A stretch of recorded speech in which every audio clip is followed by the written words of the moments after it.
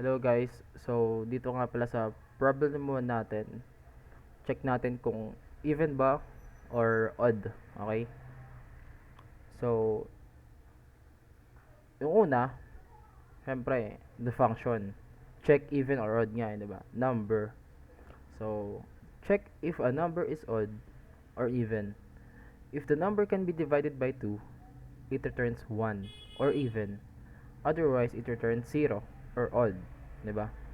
So, syempre dito sa user input natin, mag-a-ask yung program na sabihin natin mag-enter tayo ng 5, then stores them in a list called num list, which is eto, num list. Num list.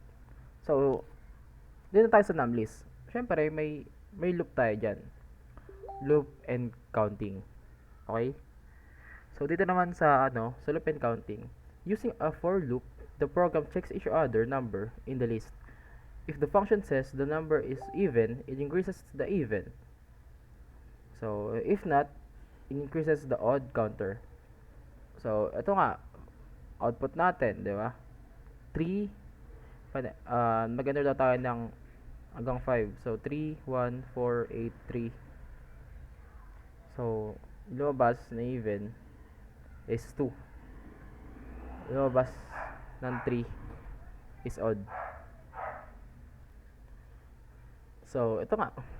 The term numlist can refer to two main concepts depending on the context. So, a standard numbered list in writing or numeric list data structure in programming. So, just like this. Okay? Okay, so dito naman natin nakikita ang problem 2, which is ang factorial calculator. Okay, so dito sa function niya is find factorial, which is ito. Naka-def siya.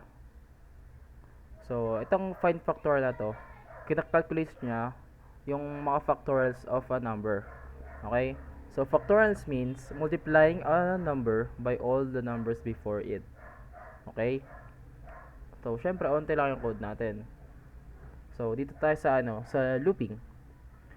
So, the for loop runs from 1 up to the given number and keeps multiplying the values.